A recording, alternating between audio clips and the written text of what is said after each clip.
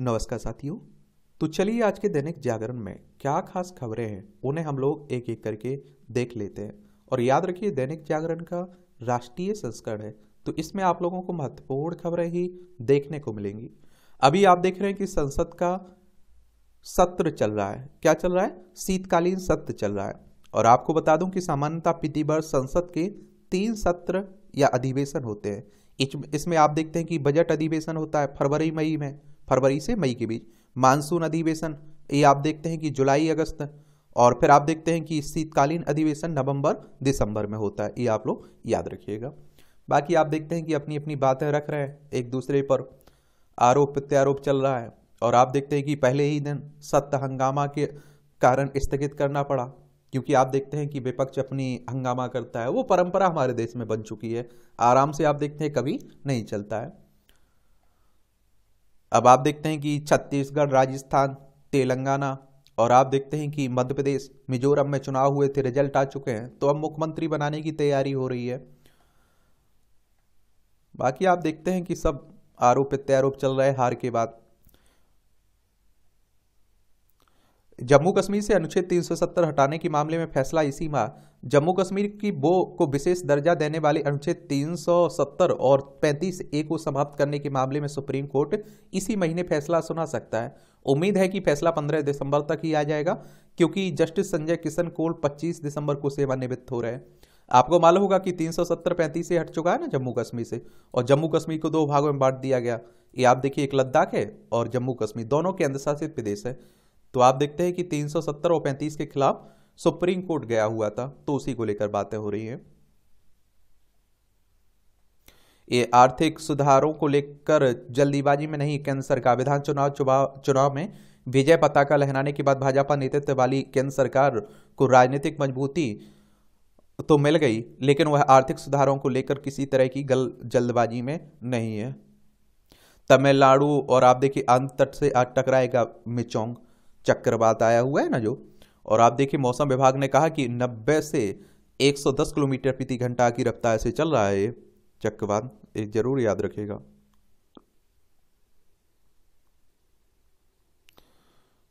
क्या होता है आखिर चक्रवात? ये आप लोगों से पढ़ा होगा आप लोगों ने।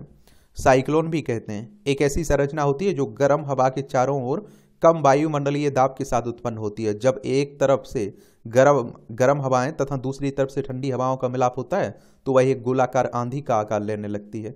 इसे ही आप लोग चक्रवात कहते हैं। ये आप लोग पढ़ते होंगे किसमें, भूगोल में। देश में वायुसेना का तेलंगाना में वायुसेना का पिशिक्षु विमान दुर्घटना, 2 पायलटों की डेथ हो चुकी है। देश में बड़े साइबर और महिलाओं बच्चों के विरुद्ध अपराध। और 2022 में महिलाओं के विरुद्ध अपराधों के हर घंटे दर्ज हुए 51 मामले। 2021 के मुकाबले बच्चों के विरुद्ध अपराधों में हुई 8.7% की वृद्धि। 2022 में हर घंटे हुई 3 हत्याएं। ये भी आप लोग याद रखिएगा। ये सब आंकड़े बताए जा रहे हैं। देश में महिलाओं के विरुद्ध अपराधों में 4% की वृद्धि हुई है। हर घंटे लगभग 51 FIR दर्ज की गई हैं। और ये आप देखिए FIR में जो बताया गया है उसी की बात हो रही है। बाकी आप सोचिए जो बहुत सारे FIR नहीं होती हैं। वहीं बच्चों के विरुद्ध अपराधों में 8.7% की बढ़ोतरी हुई है। यही नहीं, साइबर अपराध के दर्ज मामले भी तेजी से बढ़े हैं। राष्ट्रीय अपराध रिकॉर्ड ब्यूरो के आंकड़े बता रहे हैं कि राज्यों और केंद्र शासित प्रदेशों में साइबर अपराध के मामलों में 24.4% की वृद्धि हुई है।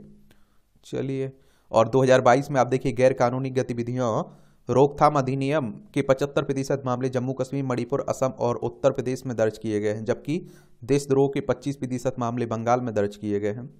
और NCRB के अनुसार महिलाओं के विरुद्ध अपराधों में 3 वर्षों में लगातार वृद्धि दर्ज की गई है। और देश भर में आप देखिए 2020 में महिलाओं के विरुद्ध 3,71,503 मामले थे। 2021 में 4,28,278 थे और 2022 में 4,45,256 दर्ज किए गए हैं। चलिए, आंकड़े आप लोग देखा करिएगा कि क्या कई बार आप देखते हैं आंसर राइटिंग करते हैं तो इनका उल्लेख कर सकते हैं, महिलाओं की स्थिति के बारे में लिखते हैं ना, तो उसी। ये आपकी राष्ट्रीय राजधानी दिल्ली से जुड़ी हुई खबरें हैं। दिल्ली तो आप देखते हैं कि यहाँ सांस लेना दुश्वार रहता है, वायु प्रदूषण के कारण ही सबसे ज़्यादा चर्चा में रहता है।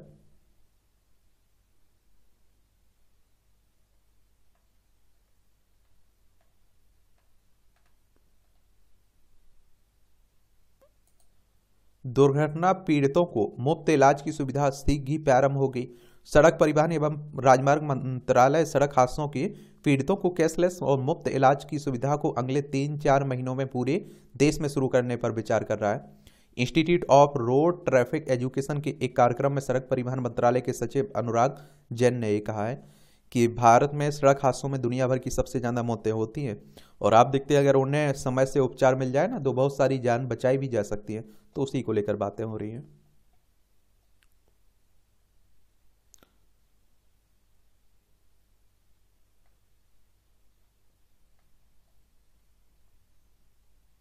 नेतृत्व व आमजन मिलकर बढ़ा रहे हैं भारत को।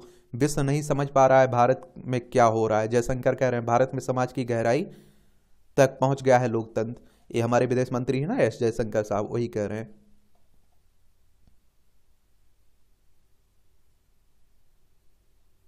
ये आप देखिए नए जमाने के पोस्ट ऑफिस के लिए होगा नया कानून। नए जमाने के पोस्ट ऑफिस के लिए सरकार नया कानून ला रही है। इस प्रक्रिया में आप देखें सोमवार को पोस्ट ऑफिस बिल 2023 को राज्यसभा से पारित कर दिया गया है। इस बिल के कानून बनने के बाद अंग्रेजों के जमाने का 125 साल पुराना पोस्ट ऑफिस कानून समाप्त हो जाएगा।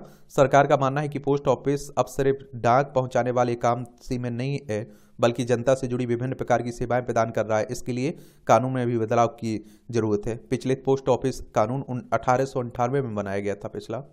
ठीक है। जलवायु परिवर्तन एजेंडे पर $57 अरब की घोषणा हुई है।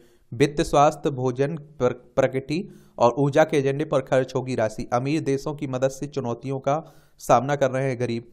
ये आपने देखा है कि संयुक्त राष्ट्र जलवायु परिवर्तन का जो COP28 था ना, वो कहाँ हो रहा था? दुबई में हो रहा था। तो उसी में ये बातें हो रही हैं।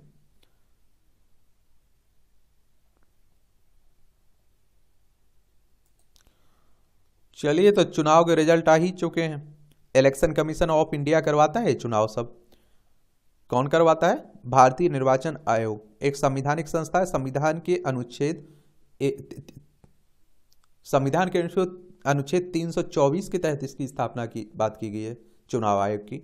और ये विधानसभा, राज्यसभा, लोकसभा, राष्ट्रपति, उपराष्ट्रपति के चुनाव की देखभाल करता है।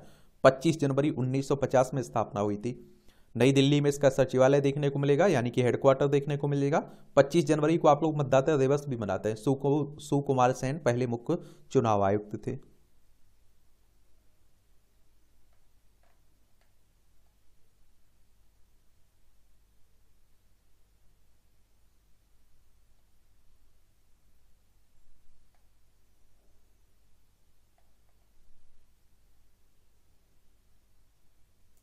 ये भी आप देखेंगे राजनीति की खबरें हैं। यहां भी आप देखते हैं कि एक दूसरे पर आरोप प्रत्यारोप खूब चल रहा है। अब नए मुख्यमंत्रियों की भी बारी होगी, उनकी नियुक्ति कौन बनता है ये देखने लायक होगा। और देखिए एक बात आप लोगों को मालूम होना चाहिए कि मिजोरम में भी आपके चुनाव हुए थे, वहां भी आ चुकी है। तो ZPM बनाएगी मिजोरम में सरकार, उसे बहुमत मिला हुआ है। बाकी आप देखें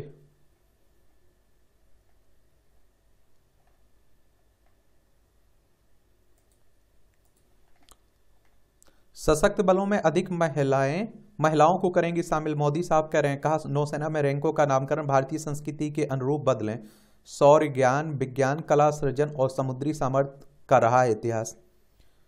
अच्छी बात है। आप देखते हैं महिलाओं को हर जगह आप देखते हैं कि असर क्या मिलना चाहिए उनकी जगह। म्यांमार ने दिया है मिचोंग नाम। तूफान को म्यांमार ने मिचोंग नाम दिया है। इसका अर्थ है दृढ़ता। इसे काफी शक्तिशाली तूफान माना जा रहा है और इसी के आधार पर आप देखिए नामकरण किया गया है। दुनिया के अलग अलग हिस्सों में अलग अलग संगठनों द्वारा चक्रवात का नाम रखा जाता है। उत्तरी हिंद महासागर में आने वाले तूफानों को नाम देने के लिए भारत समेत 13 देशों का एक समूह है। ये जरूर याद रखिएगा।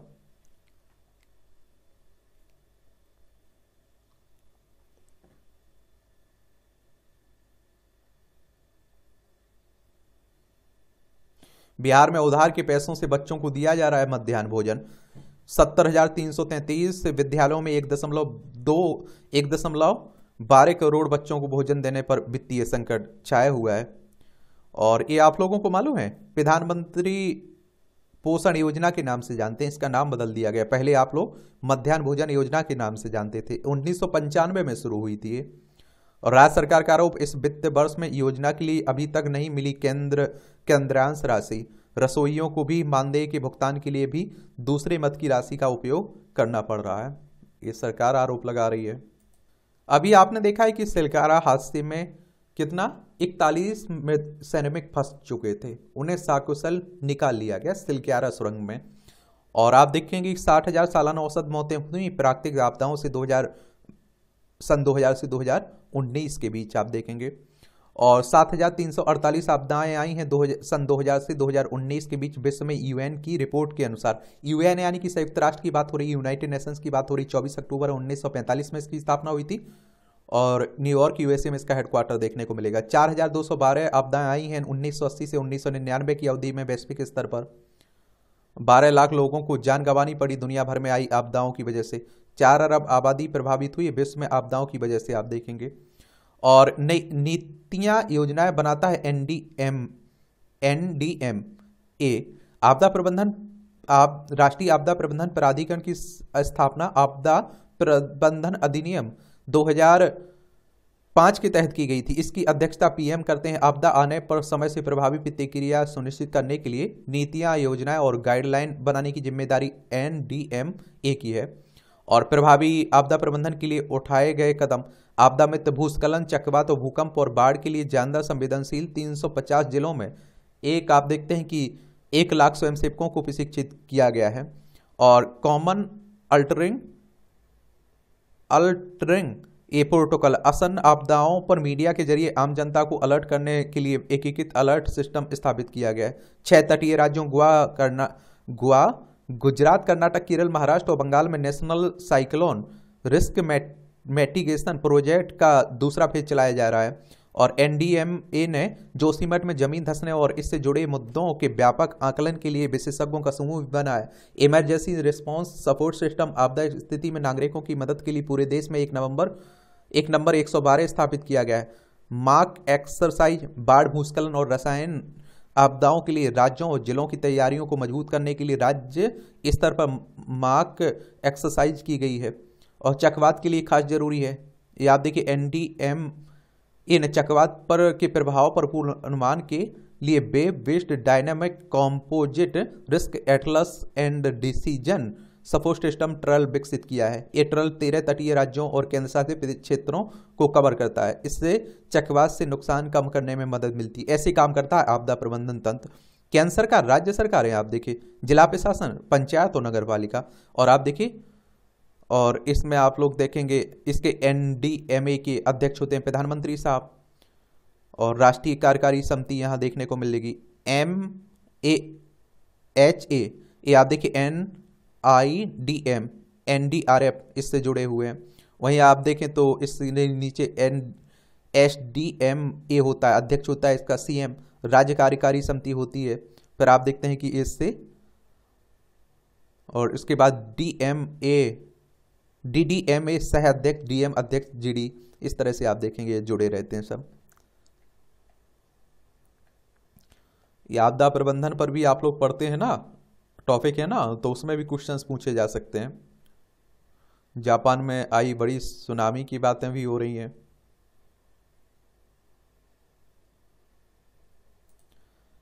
ये आप देखेंगे कि आपका संपादकीय पाठ है, ये आपको प्रीलिम्स में, मुख्य परीक्षा में, इंटरव्यू में हर जगह मदद मिल जाती है इससे। और देखिए लोकसभा के लिए एक क्या कहा जा रहा है, लोकसभा के लिए आसान हुई भाजपा की राह है। ये आप देखते हैं 3 राज्यों में उसे भारी बहुमत मिल चुका है, इसलिए बोल रहे हैं।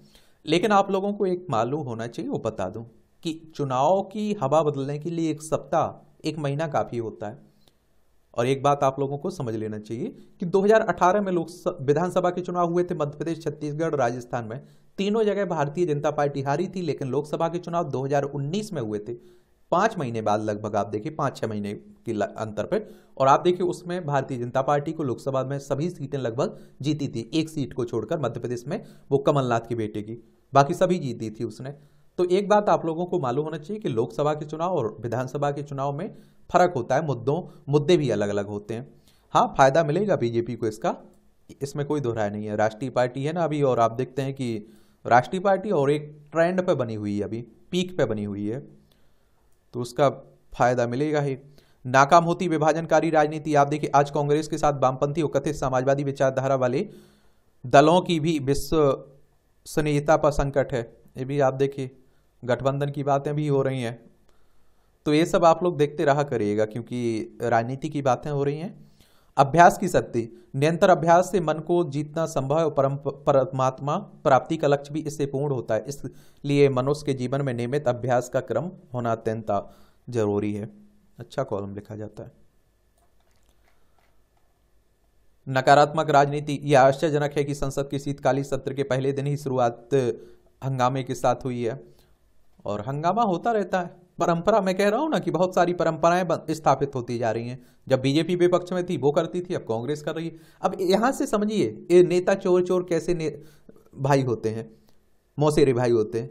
आप देखिए कि जीएसटी का बीजेपी विरोध करती थी जब विपक्ष में थी, आज आप देखते हैं किसका क्या कर रही है, सपोर्ट कर रही है और कांग्रेस विरोध कर रही है। वहीं आप देखिए जो प्राइवेटेशन की बात हो रही है, निजीकरण की बात हो रही है, उस पर बीजेपी क्या करती थी, विरोध करती थी और कांग्रेस उसका सपोर्ट करती थी। आज उल्टा हो गया है, आज आप देखिए कांग्रेस विरोध कर रही, बीजेपी सपोर्ट कर रही। तो ये सब आप देखते हैं कि उनकी राजनीति के हिस्से रहते हैं। सख्त सुरक्षा आवश्यकता है, जेलों में आग्नेयास्त्र का पहुंचना अत्यंत गंभीर है बात है। ऐसे में जेलों की सुरक्षा व्यवस्था की गहन समीक्षा करते हुए इसमें व्यापक बदलाव की जरूरत है। कई बार आप लोग सुनते रहते हैं ना, अक्सर जेलों में अपराध हुआ, ये हुआ। मणिपुर में नई सुबह का आगाज, ये आप देखिए पिछले दिनों मणिपुर के सबसे पुराने सशक्त अलगाववादी संगठन यूनाइटेड नेशनल लिबरेशन फ्रंट यानी कि यूएनएलएफ ने केंद्र तथा राज्य सरकारों के साथ मिलकर एक ऐतिहासिक शांति समझौते पर अपना हस्ताक्षर कर दिया है। यह समझौता हिंसा के विरुद्ध शांति के विजय गाथा है और इस समझौते को परिणाम तक पहुंचाने के लिए केंद्र की मोदी सरकार बधाई की पात्र है, जो हिंसा के विरुद्ध शांति के प्रयासों को अंजाम तक पहुंचाने में लगातार लगी रही है। बता दें कि इससे पहले असंभव प्रतीत होने वाला यह पुनीत कार्य असंभव नहीं तो बेहद कठिन अवश्य था। देश की आजादी के बाद से पूर्वोत्तर के राज्यों में विभिन्न मांगों को लेकर हिंसक आंदोलन होते रहे हैं। इन आंदोलनों की पृष्ठभूमि में अलगाववादी संगठनों का गठन भी होता रहा है। ये अलगाववादी संगठन पूर्वोत्तर में तैनात सुरक्षा बलों के विरुद्ध कठोर हिंसक कार्रवाइयां करते रहे हैं और केंद्र और राज्य में सरकारें आती जाती रही हैं। और आप देखिए अलगाववादी संगठनों का नेतृत्व भी बदलता रहा है और मणिपुर में आप देखिए शांति बहाली के प्रयास भी किए जाते रहे हैं, किंतु उग्रवादियों की व्यवस्था विरोधी बंदूकों का शोर कभी नहीं थमा है। बहरहाल आप देखिए मणिपुर के सबसे पुराने विद्रोही संगठन को शांति के टेबल पर लाने में केंद्र सरकार की रणनीति कारगर साबित हुई है। उल्लेखनीय है कि एक तरफ तो आप देखिए इस मामले में मणिपुर सरकार यूएनएलएफ के साथ हिंसा का रास्ता छोड़ने के लिए बातचीत कर रही थी, वहीं दूसरी ओर आप देखिए केंद्र सरकार ने बेहद कठोर रोक अपनाते हुए इसी 13 नवंबर को आप देखिए यूएनएलएफ सहित कुल 5 उग्रवादी संगठनों पर गैर कानूनी गतिविधियां अधिनियम यानी कि यूएपीए के तहत आप देखिए पहले से ही लगे प्रतिबंध को 5 वर्षों के लिए बढ़ा दिया है। राष्ट्र विरोधी गतिविधियों एवं सुरक्षा बलों पर घातक हमले के दोषी पूर्वोत्तर के 5 अन्य उग्रवादी संगठनों पर भी 5 वर्ष के लिए प्रतिबंध लगा दिया है। ऐसा माना जाता है कि 22,327 वर्ग किलोमीटर क्षेत्रफल में फैले मणिपुर में यूएनएलएफ की स्थापना 24 नवंबर 1964 को अम्बरम सेवेंद नामक व्यक्ति के नेतृत्व में हुई थी। पड़ोसी देश चीन के साथ करीबी संबंध रखने वाले इस संगठन का मूल उद्देश्य मणिपुर को भारत से मुक्त कराकर म्यांमार की कवोब घाटी में को उसके मिलाते हुए एक अलग संप्रभु एवं कम्युनिस्ट राज्य की स्थापना करना है। अपने मकसद को पाने के लिए यूएनएलएफ पूर्वोत्तर के राज्यों में सक्रिय विभिन्न उग्रवादी संगठनों को हथियार भी उपलब्ध कराता रहा। जाहिर है कि यूएनएलएफ के हथियार डालने से मणिपुर में स्थायी शांति कायम करने में मदद मिलेगी एक तरह से। एक बार मणिपुर को देख लीजिए आप लोग, किसे मणिपुर को देख लीजिए।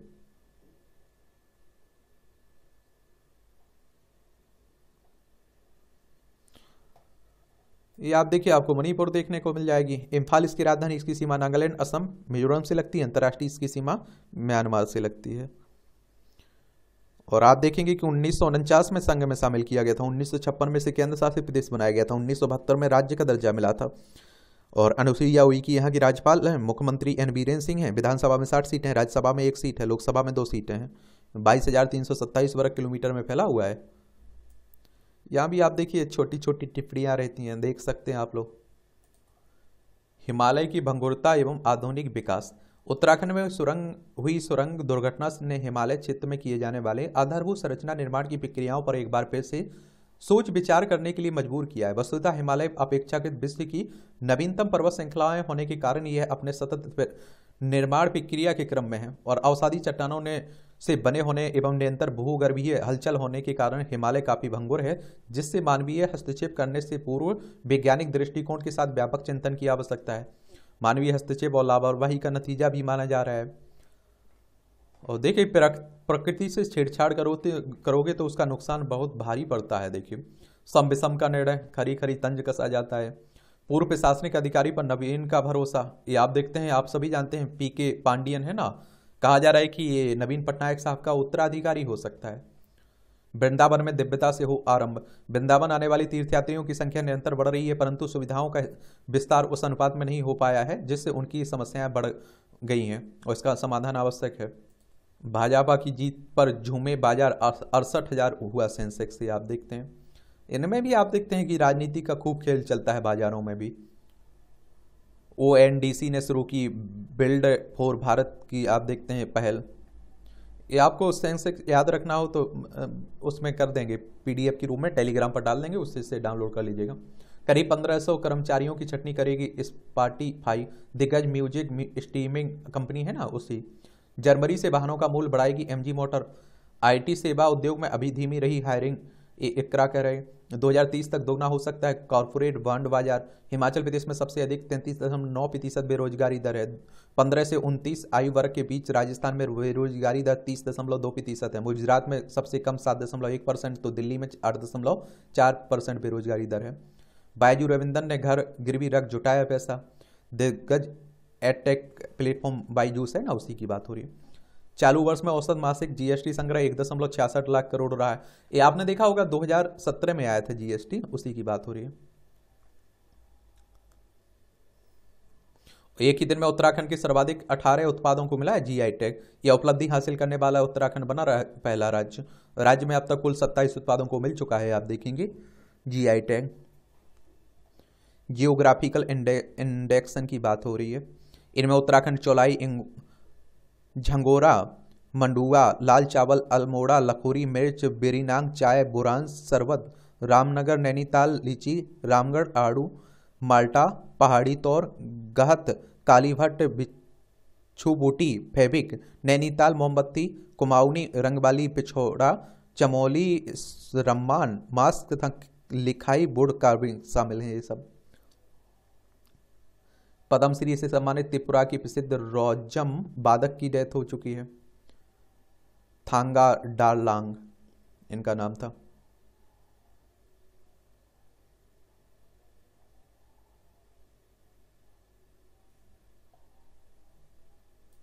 ये हम की अंतर्राष्ट्रीय खबरें हैं।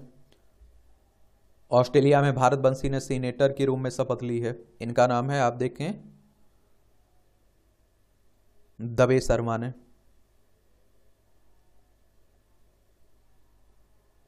बाकी आप देख रहे हैं रिज को चुना गया ऑक्सफोर्ड का 2023 का वार्षिक शब्द। बोलचाल का यह शब्द करिज्मा का संक्षिप्त नाम है, रिज्म। ये रिज को आप देखिए सोमवार को ऑक्सफोर्ड यूनिवर्सिटी प्रेस द्वारा 2023 का शब्द घोषित किया गया, ठीक है, और जिसे शैली, सौंदर्य, आकर्षण या एक रोमांटिक साथी को आकर्षित करने की क्षमता के रूप में परिभाषित किया गया। ऑक्सफोर्ड हर वर्ष ऐसे शब्दों पर बहस आयोजित करता है जो उस वर्ष सबसे अधिक चर्चित में रहे हों।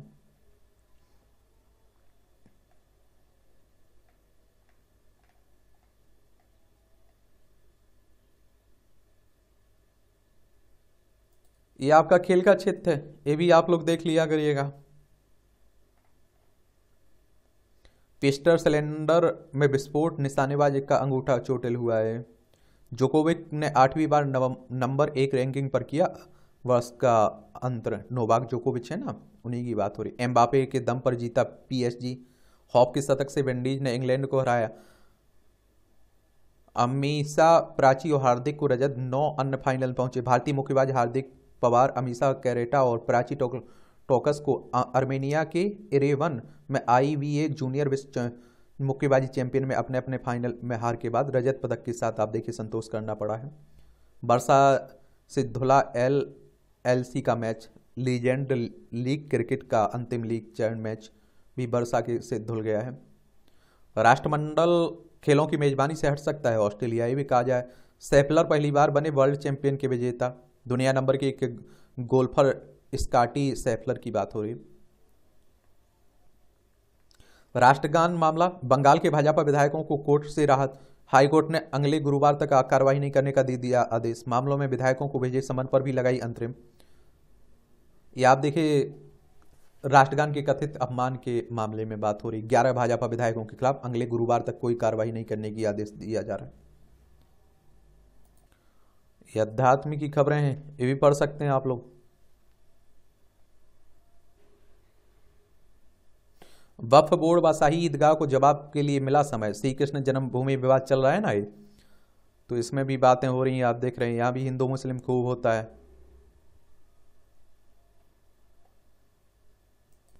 यहां आपको जनरल नॉलेज की जानकारी मिल जाती है, परीक्षा के पॉइंट ऑफ व्यू से भी पॉइंट मिल जाते हैं। ये लंदन में वायु प्रदूषण से छाई धुंध ने ली हजारों लोगों की जान। 1952 में आज ही के दिन लंदन में अत्यधिक कोयला जलाने की वजह से धुंध छा गई, जो 4 दिनों तक बनी रही। इससे 4000 से अधिक लोगों की मौत हुई थी। इसे दुनिया में वायु प्रदूषण की सबसे गंभीर घटना माना जाता है। इसके बाद 1956 में स्वच्छ वायु अधिनियम लागू हुआ था। पहली बार इंग्लैंड में शुरू हुई एसटीडी टेलीफोन सेवा। 1958 में आज ही के दिन पहली बार इंग्लैंड में लंबी दूरी की कॉल के लिए सब्सक्राइबर ट्रंक डायल टेलीफोन सेवा शुरू हुई थी। पहली बार महारानी एलिजाबेथ द्वितीय ने की थी। भारत में पहली बार एसटीडी कॉल 1960 में कानपुर लखनऊ के बीच हुई थी। बॉलीवुड की पहली खलनायिका मानी जाती है अभिनेत्री नादिरा।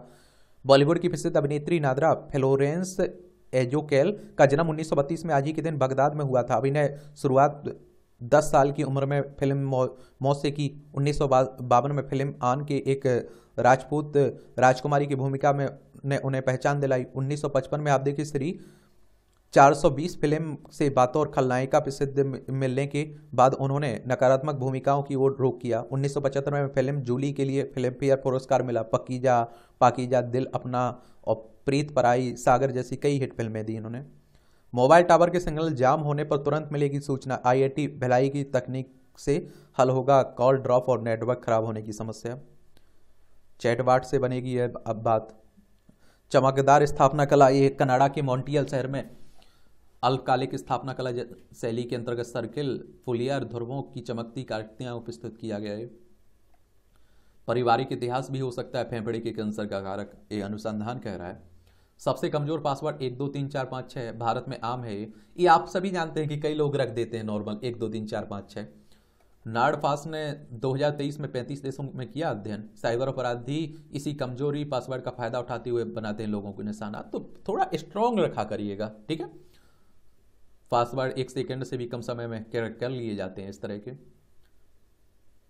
एडमिन शब्द का आप देखते हैं कि बढ़ रहा है। पासवर्ड में पासवर्ड कई लोग रख रहे हैं, थोड़ा आप देखेंगे कि मजबूत तो होना चाहिए कि सोच ना पाए कोई। सजावट की वस्तु समझ बागीचे में रखा बम्बई, गजब। ये आप देखिए मूवियों से जुड़ी खबरें रहती हो, पढ़ना हो तो पढ़ सकते हैं, नहीं पढ़ना हो तो छोड़ सकते हैं। तो इस तरह से आप देखेंगे कि आज के न्यूज़पेपर की कहानी खत्म होती है। आप लोग पढ़ते रहिए, एंजॉय करते रहिए। अब आपका कोई सवाल हो मेरे लिए, सुझाव हो तो बता सकते हैं। धन्यवाद।